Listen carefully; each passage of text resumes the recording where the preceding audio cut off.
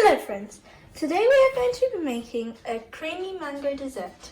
So let's have a look at the ingredients.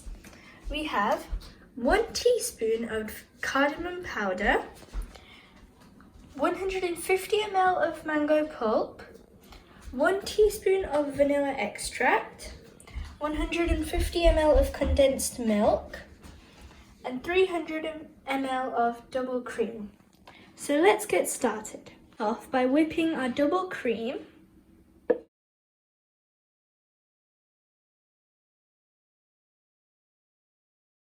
Once our cream is whipped,